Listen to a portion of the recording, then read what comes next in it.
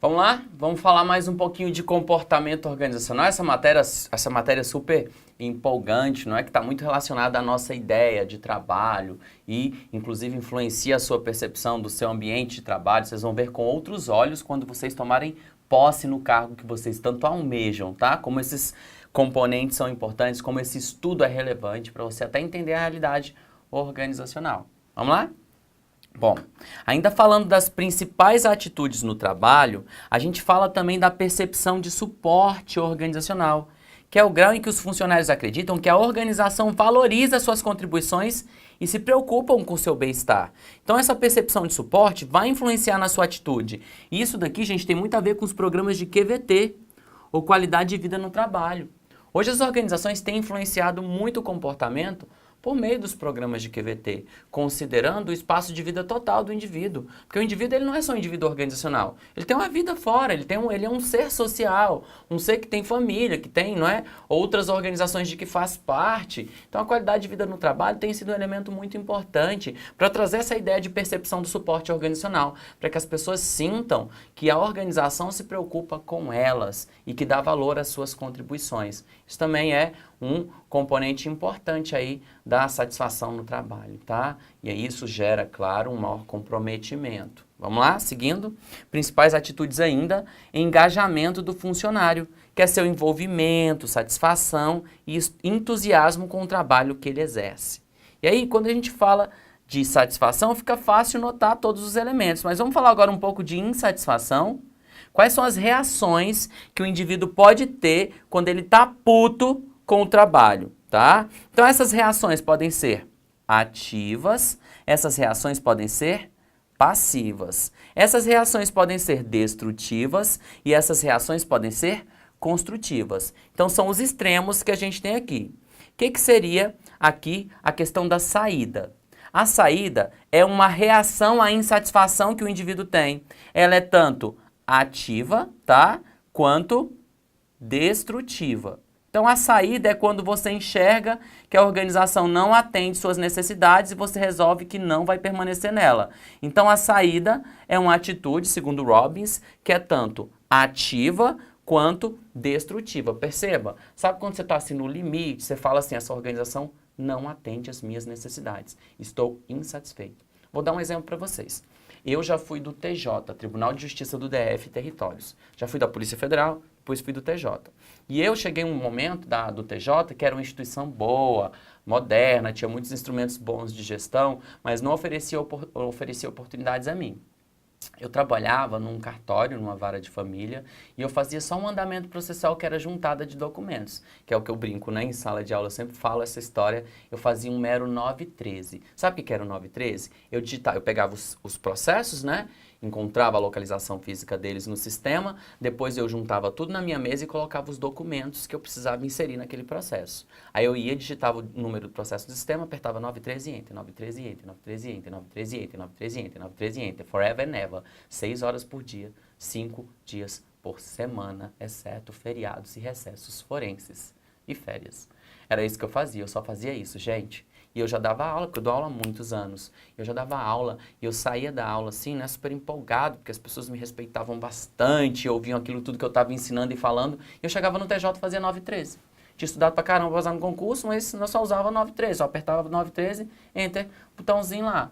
Ou seja, chegou uma hora que aquilo não me satisfazia mais, eu estava insatisfeito com o meu trabalho, eu não tinha condição de crescimento, tá? Eu estava num tribunal, não era formado em direito, eu até cheguei a fazer um vestibular e comecei na UNB a fazer lá as matérias, fazer direito, para poder ter uma ascensão, né? Não rolou, abandonei o curso também, tá? Depois, porque aí eu fiquei dando aula e descobri a minha paixão, aí fiquei satisfeito. Tá? Então, nesse contexto, eu quis sair do TJ.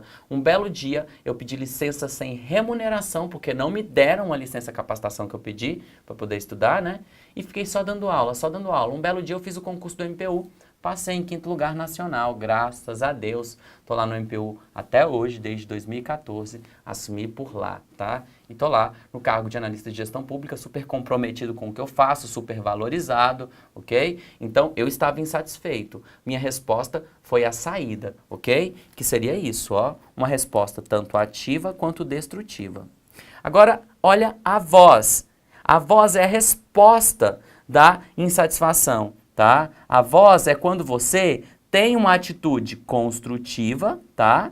Construtiva e uma reação ativa. Olha o que é isso, gente. Por exemplo, antes de sair do trabalho, antes de sair de licença, eu conversei com a chefe, né, para dar uma força, para quando eu tivesse sem trabalho, pudesse fazer algumas coisas no ambiente de trabalho e tal. Ela até deu apoio no começo, mas depois mostrou-se assim, indiferente ao meu esforço e a tudo que eu tinha feito, né? Aí eu argumentei, olha, mas vamos fazer assim, porque, né, não tá legal comigo, eu tô trabalhando muito, eu fiz muito, eu coloquei tudo em ordem, eu zerei todos os processos, então eu acho que eu mereço alguns benefícios. O que eu fiz? Eu negociei, eu usei da minha voz, de modo ativo e não destrutivo. Primeiro eu fiz isso, não deu certo, a gente vai pro pau. Aí, chuta o balde logo, não quer esse dinheiro não, pegaram licença sem remuneração aí que eu vou sair dessa bagaça. E eu saí, gente, questão de meses eu passei em outro concurso, tá? Assim, graças a Deus, né? E para um muito melhor, graças a Deus. Bom, seguindo, tem ainda o comportamento de negligência. Na negligência você tem uma atitude que é destrutiva e ela é também passiva, você não faz nada. Aqui a resposta à insatisfação é deixar degradar o ambiente de trabalho. Você não faz nada, você simplesmente lava as mãos. Não vou fazer mais nada também, deixa aí. Não falo nada, mas também não faço nada. Péssimo isso também, né? É uma atitude que não é legal no ambiente de trabalho. Também não contribui com nada e você não sai do lugar. Você fica no buraco e todo mundo entra no buraco e fica um buraco só, tá? Não é legal também. Olha a outra lá, lealdade. Lealdade seria uma atitude que é construtiva, porém passiva nesse contexto de insatisfação. Na lealdade, você espera que as condições de trabalho melhorem. Você vai lá, né? Continua fazendo o que você tem que fazer e espera Deus dar bom tempo. Tem gente que consegue ficar assim na situação. Não. É isso, tá, gente? Então, só para você analisar as principais atitudes aí no contexto de trabalho. Bom, vamos lá falar então desses elementos que são super relacionados. Clima, satisfação no trabalho e cultura organizacional. Bom, então o clima, como a gente já falou, se caracteriza por uma descrição das experiências organizacionais vividas pelo trabalhador, ou seja, a sua percepção. Ao passo que a satisfação no trabalho é a avaliação dessas experiências, ok? Então, no clima a gente descreve as experiências e na satisfação a gente dá a nossa avaliação dessa experiência. Aí tem um cara, um autor chamado Tamoio, que diz que a satisfação é uma resposta de cunho afetivo e possui caráter avaliativo das condições de trabalho. E o clima é de natureza descritiva. Tem que tomar cuidado porque tudo depende muito do autor. Normalmente, a gente tem a definição que o clima é um termo avaliativo e a cultura é um termo descritivo, que você descreve a cultura e avalia o clima. Isso em contexto geral, sim. Agora, se você compara o clima com a satisfação no trabalho, dentro da visão de Tamoio, desse autor, você vai dizer que o clima você vai descrever e a satisfação no trabalho é uma avaliação das condições de trabalho, ok? Isso depende do referencial, tranquilo? Se for uma comparação entre clima e cultura, o clima é uma variável avaliativa e a cultura é um termo descritível, tá? Descritivo, desculpa. Então, clima é uma variável de natureza cognitiva, enquanto a satisfação no trabalho é uma atitude, conforme eu já expliquei, e como tal, compõe-se tanto de elementos afetivos quanto cognitivos. Gente, então a satisfação no trabalho é uma atitude. A atitude, como eu falei, é aquilo que vai ser movido por uma variável cognitiva, afetiva e dirigir-se a um comportamento. Então a satisfação no trabalho vai gerar um comportamento da sua parte, como aquelas atitudes que eu falei lá, que podem ser construtivas ou destrutivas, ativas ou passivas, conforme o quadro anterior, o slide anterior, ok? Então fica ligado nisso. O conceito de clima surge da psicologia social e o de cultura da antropologia. Olha só, gente, portanto, são duas áreas de conhecimentos muito distintas. Então não são elementos que são iguais. Tem muita gente que erra a questão dizendo que clima e cultura são iguais, relacionando os dois, mas considerando que os elementos de um compõem o outro. Não. Então, quando a gente fala de cultura, a gente tem muito mais foco na antropologia. Quando a gente fala de clima, a gente tem muito mais a psicologia social, ok? De grupos. Então, o clima organizacional é estudado pela psicologia social. A cultura organizacional, ainda que tenha influência da psicologia, é muito mais estudada pelo prisma da antropologia. Isso aí já demarca uma grande diferença entre as duas áreas. Volta aqui comigo. Enquanto o clima trata de elementos perceptuais e cognitivos do trabalho, a cultura analisa a estrutura dos símbolos, mitos, dramas sociais e rituais, onde são manifestos valores, normas e significados partilhados pelos membros. Então, gente, olha só, muita questão de prova chega e fala que o clima pressupõe os valores, as crenças, as expectativas dos membros acerca do seu universo simbólico. Errado. Toda essa simbologia, toda essa questão semântica, toda essa questão de significados, de símbolos, heróis, hinos, mitos, isso compõe uma cultura organizacional, gente. Isso nunca está no contexto do clima. O clima vai analisar as condições de trabalho, o sistema de remuneração, as relações com os colegas, com o gestor. Isso é clima. Isso é dimensão de estudo do clima. A cultura você estuda o quê? Os valores, as crenças, as expectativas, ok? O sistema simbólico que envolve aquela organização nos seus componentes formais e informais. Presta atenção, portanto, nisso. Então, olha lá, volta lá para o quadro. Enquanto, ó, o clima vai falar de quê? Dos elementos perceptuais e cognitivos do trabalho. Agora, quando você falar em símbolo, mito, drama, ritual, valor, normas, significados, cara, não confunde não. Não confunde que isso é conceito de cultura. E as bancas exploram isso bastante, em especial o CESP. Ele coloca isso tudo bonitinho, bonitinho, aí coloca assim, isso tudo se refere ao clima organizacional. Tá com errado, gato. Faz isso não com sua vida, gatinha, tá? Você vai ter que responder isso como errado, porque isso é cultura, isso não é clima. Falou em clima, eu falei de percepções do ambiente de trabalho. Falou em cultura, eu tô falando como é o ambiente de trabalho com suas crenças, valores, expectativas, ok? Então eu posso até dizer o seguinte, o clima representa a percepção que você tem da cultura. A cultura é o que a organização é, a sua identidade, tá bom? Seu sistema simbólico. Mais focado na antropologia, aqui mais na psicologia social, tá bom? Seguindo. O estudo da cultura trata da evolução dos sistemas sociais, ao passo que o clima trata do impacto que os sistemas sociais têm sobre os grupos. Então, olha só, como é que o sistema social evoluiu? Isso pelo enfoque antropológico, é cultura. Agora, como é que o clima impacta no sistema social? Aí já é o conceito de clima. Ainda segundo o cara lá, o Tamoio, clima é parte da cultura e está relacionado ao que pode ser experimentado de modo mais imediato, sendo um retrato da organização em um determinado momento, conforme eu já disse, né?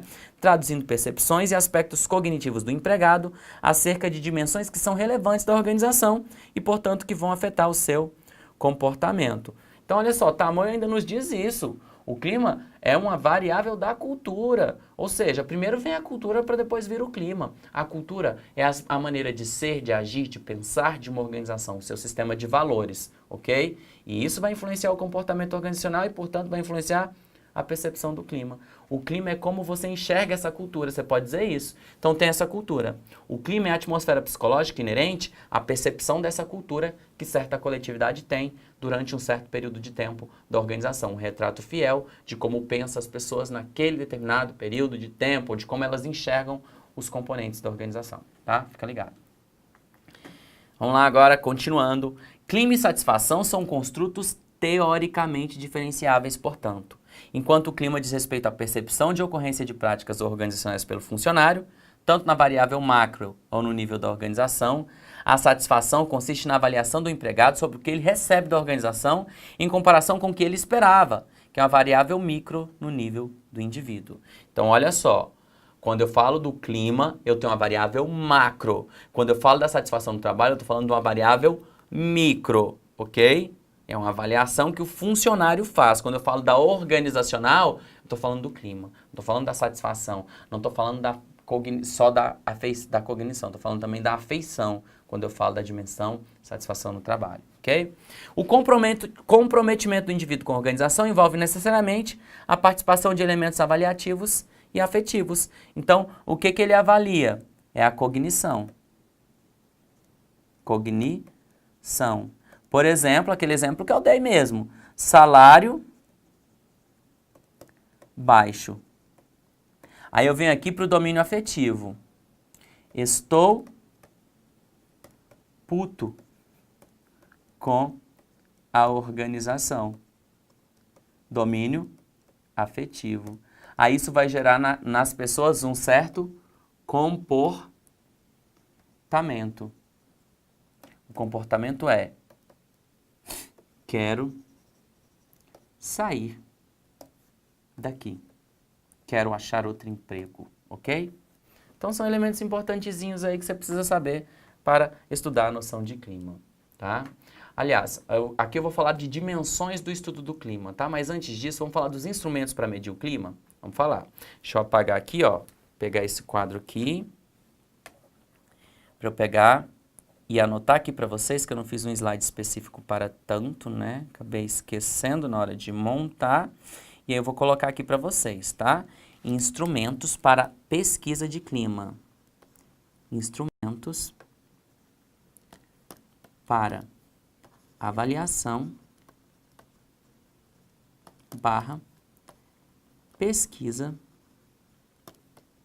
de clima. Quando eu falo clima, tá? Tem que ficar subentendido que eu estou falando do organizacional, porque esse é o nosso objeto de estudo, tá? Não estou falando do psicológico, não. Então, olha quais os instrumentos eu vou poder usar. Eu vou poder usar, por exemplo, a observação pessoal do próprio ambiente de trabalho. Esse é o mais precário instrumento que a gente pode utilizar.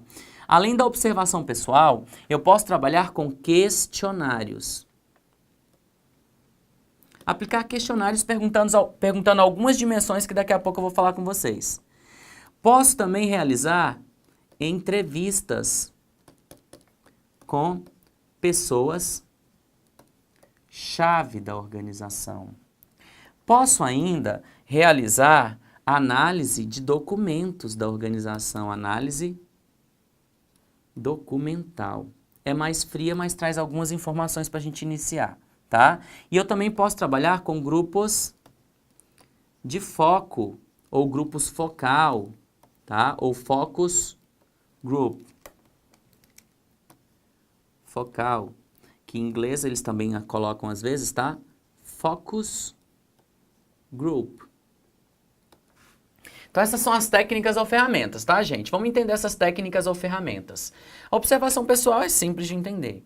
O questionário é quando você estrutura um documento que você entrega às pessoas para elas responderem, para você colher as percepções individuais de cada um, e a soma das percepções individuais vai formar a percepção coletiva, que é a dimensão cognitiva. Então, você pega várias dimensões afetivas e cognitivas, transforma numa dimensão cognitiva da organização, aí você consegue tabular os dados. A vantagem do questionário, você pode aplicar um só tempo para várias pessoas, cada um responde ao seu tempo e ainda pode garantir o anonimato, porque às vezes por entrevista as pessoas podem ficar acanhadas de falar o que elas precisam dizer sobre os componentes da pesquisa, ok?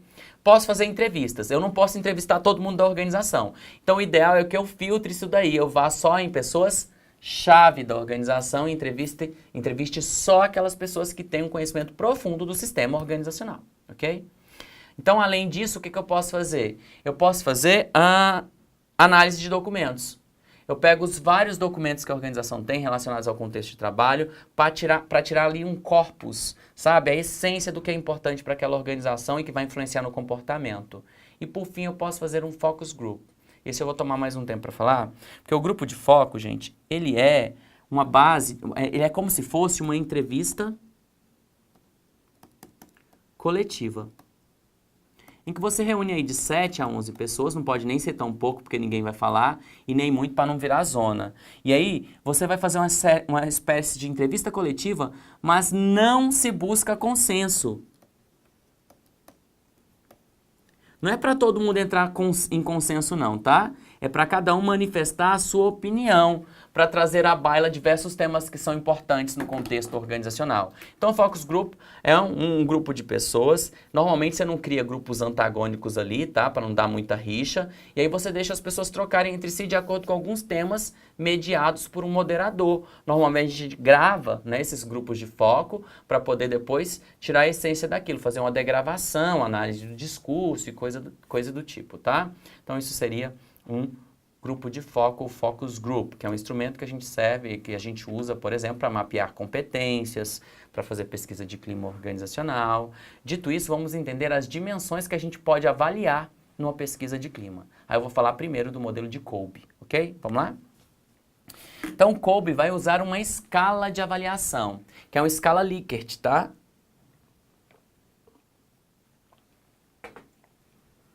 O que seria uma escala Likert, gente? Parei para beber uma aguinha, tá? Vocês não incomodam? Não? Não, né? Eu acho que não. Então, o que seria uma escala Likert? Likert vai estabelecer uma escalazinha de 1 a 5 para você avaliar em cada elemento lá de pesquisa qual que é o grau, não é, de satisfação ou de que aquele elemento contenha no contexto da organização. Então, você monta uma escala Likert e ele, para montar essa escala Likert, ele vai se basear nos estudos de um cara que vocês estudam em motivação, que é o McClellan. Então, vamos olhar lá para vocês verem, olha só. Segundo Kolbe, os motivos sociais básicos que influenciam no clima são realização da pessoa, afiliação e poder, ok? Então, adotando a escala Likert, ele vai criar 7 pontinhos, ó, 1, 2, 3, 4, 5, 6 e 7 pontinhos de avaliação de clima. E aí ele vai dizer assim, ó, o motivo de realização leva as pessoas a assumir responsabilidade, adotar altos padrões de desempenho e figurar com clareza os objetivos que desejam alcançar. Então, da pesquisa que a gente faz, colocando uma escala Likert, o ponto 2 e o ponto 3 estão relacionados a isso, ao motivo de realização. Aí ele coloca aqui, ó, por exemplo, ele avalia a responsabilidade atribuída aos membros da organização, aí vai colocar uma escalinha de 1 a 5 para o funcionário responder. Padrões de desempenho e níveis de qualidade exigidos, de 1 a 5, ou seja, há pouca qualidade exigida, há muita qualidade exigida. E assim vai. Aí ele está medindo o quê? A realização segundo McClellan, que a gente tem 3 necessidades segundo McClellan: realização, afiliação e poder. Aí tem o motivo de afiliação, que leva as pessoas a procurar reconhecimento, calor humano e apoio, fazer parte de um grupo. E isso está nas variáveis 4 e 6 da pesquisa do Kolbe, tá? Então isso daqui seria pra gente... Opa, desculpa.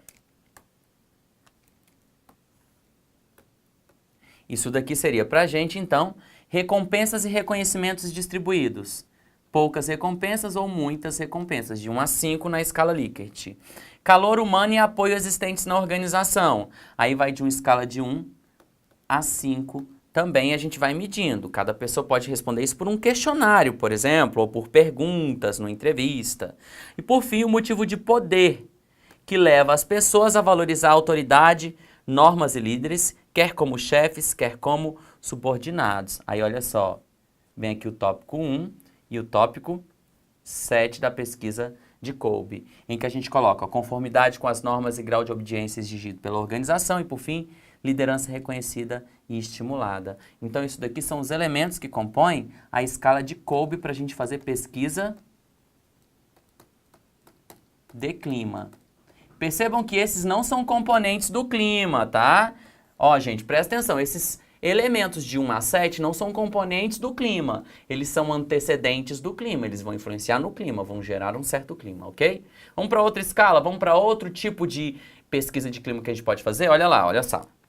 Dimensões de Litwin e Stringer. Eles dizem que a gente pode avaliar a estrutura, que é o sentimento dos trabalhadores sobre as restrições em sua situação de trabalho, com muitas regras, regulamentos e procedimentos. Podem avaliar ainda a responsabilidade, sentimento de ser seu próprio chefe, sem a existência de dupla verificação em suas decisões. Riscos, senso de arriscar ou de desafio do cargo e na situação de trabalho. Avalia ainda a recompensa, sentimento de ser recompensado por um trabalho bem feito, a ênfase na recompensa versus ceticismos e punições. Calor e apoio, sentimento de boa camaradagem geral e de ajuda mútua que prevalece na organização. Ainda, conflito, sentimento que a administração não teme diferentes opiniões ou conflitos, a ênfase calcada sobre diferentes aqui e agora. Presta atenção que todos esses elementos aqui têm até certa pertinência com a escala de Kolbe, né? São muito parecidos. Mas o que a gente deve sempre pensar?